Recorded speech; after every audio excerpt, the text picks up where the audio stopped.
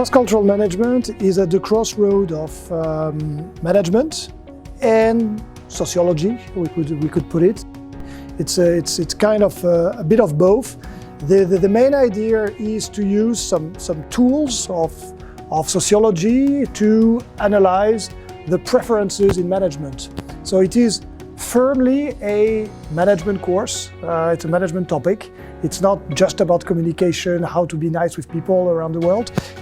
There is this part, but it's mostly about how to work better across the world with different people of different cultures, which doesn't necessarily mean of different nationalities. Too often we mixed up culture with passport, and actually we've got a lot of different cultures inside organizations, for instance.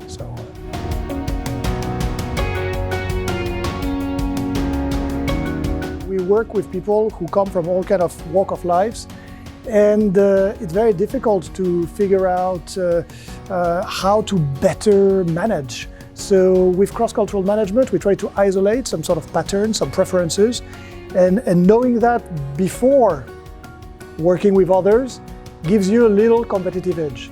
That's all. I mean, it's not like a winning strategy that gives you the solutions to all the problems, but sometimes it gives you a little competitive advantage, which can make a difference.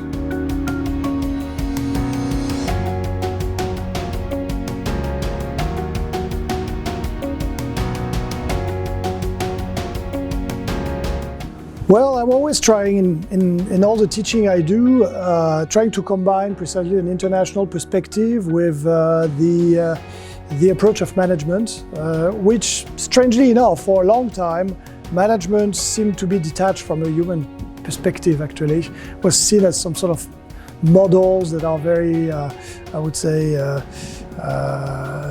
difficult to bring back to practice. And so I try to do that, and also to always bring an international perspective. Like what you prefer to do is not always how others prefer to do. So to always keep all the possibilities open. That's what I'm doing in all the teaching I do today.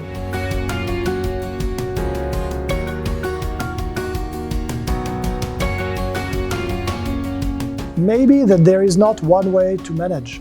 Actually, this has been a myth during most of, 20th century, that you kind of need to find a sort of algorithm of management, which a lot of books have been written by successful managers. So my way is the right way. And now we actually find out that actually doesn't really exist.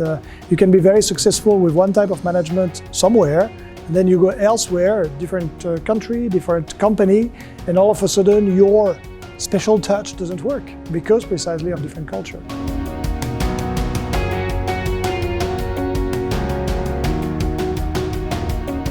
This is why it's interesting to be kind of a guest lecturer and a trainer, is that I constantly actually try to bring to my coaching the latest state of the art from academia, which I don't like to criticize colleagues, but let's face it, a lot of professional coach actually rely on strategies and concepts that were very good when they were actually studying, but not exactly up to date. So I always try to use my academic updating in my trainings, and vice versa.